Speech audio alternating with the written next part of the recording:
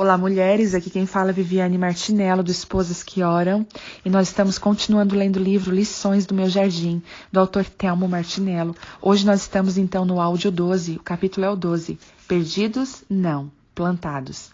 Das ovelhas que meu pai me confiou, nenhuma se perderá, Jesus de Nazaré. Um dos processos mais lindos e impressionantes é o processo da semente. Plantar sementes no meu jardim é sempre uma experiência única. O processo que vive uma semente é de morte e de vida ao mesmo tempo. Primeiro, a semente é escondida debaixo da terra, no escuro, no frio, em lugar de aparente morte. Porém, ela está plantada, não perdida. Às vezes pensamos estar em um lugar escuro, porém estamos como sementes, plantados.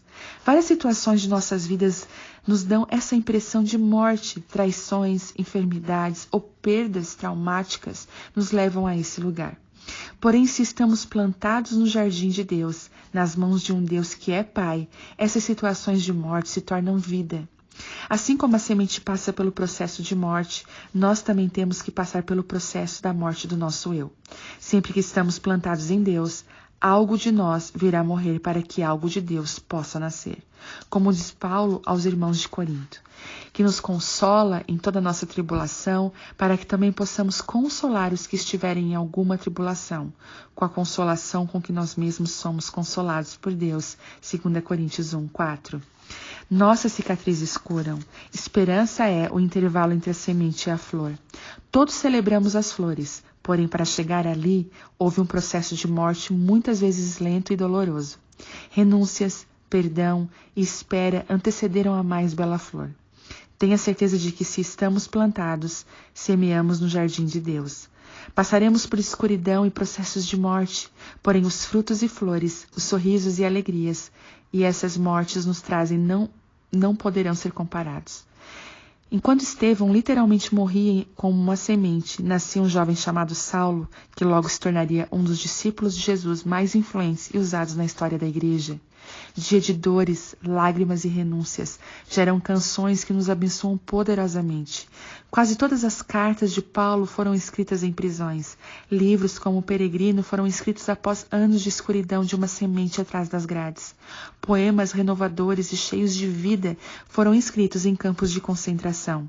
A salvação do mundo passou por um jardim escuro chamado Getsêmani.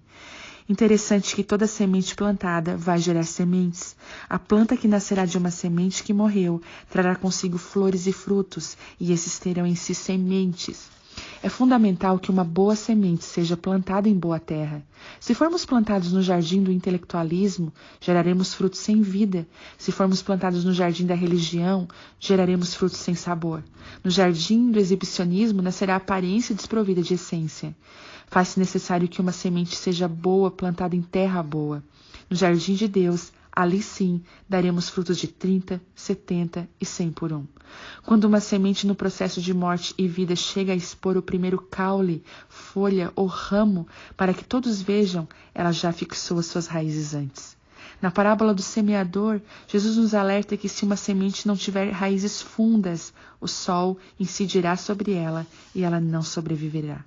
Em outra parte, caiu em pedregais, onde não havia terra bastante, e logo nasceu, porque não tinha terra funda, mas vindo o sol, queimou-se e secou-se, porque não tinha raiz. Mateus 13:5.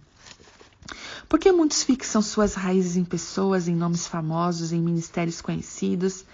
Ao vir o sol e virá mesmo, suas raízes estarão em solo ruim, fraco e abalável.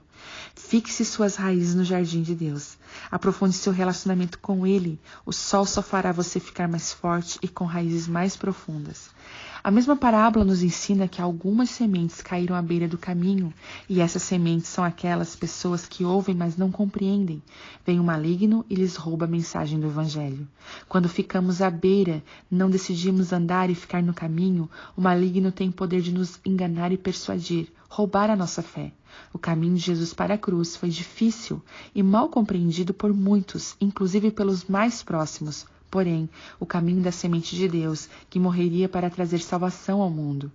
O nosso caminho também passa por esses julgamentos e solidões, e nem todos compreendem. Porém, se estivermos no jardim de Deus, Ele trará salvação para nós e esperança para muitos. Deixe-o plantar você.